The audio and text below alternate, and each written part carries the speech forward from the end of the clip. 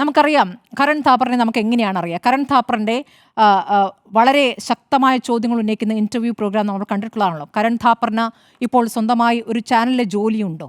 കരൺ താപ്പറിന് എവിടെയും ജോലി കിട്ടാതിരിക്കാനുള്ള ഇടപെടലുകൾ ഉണ്ടായി എന്ന് അദ്ദേഹം തുറന്നു പറഞ്ഞിട്ടുണ്ട്. അദ്ദേഹം ദ വയറുമായി സഹകരിച്ച് പ്രവർത്തിക്കുന്നു, അദ്ദേഹം അഭിമുഖങ്ങൾ ചെയ്യുന്നു. പിന്നെ നമ്മൾ കരൺ താപ്പറിനെ എങ്ങനെയാണ് ഓർക്കുന്നത്?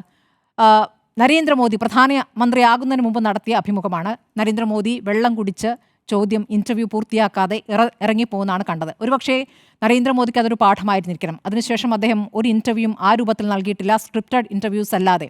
അപ്പോൾ അങ്ങനെ ഒരു പാഠം നൽകിയ ആളാണ് കരൺ താപ്പർ. അപ്പോൾ കരൺ താപ്പറിന് ഒരു ജോലിയും എവിടെയും സ്ഥിരമായി ലഭിക്കാത്ത വിധത്തിൽ ഉപദ്രവിച്ചുകൊണ്ടിരിക്കുക വർഷങ്ങളായി. എത്ര കാലമായി മോദി പ്രധാനമന്ത്രിയായിട്ട്, എത്ര കാലമായി കേന്ദ്രത്തിൽ അധികാരത്തിൽ വന്നിട്ട്?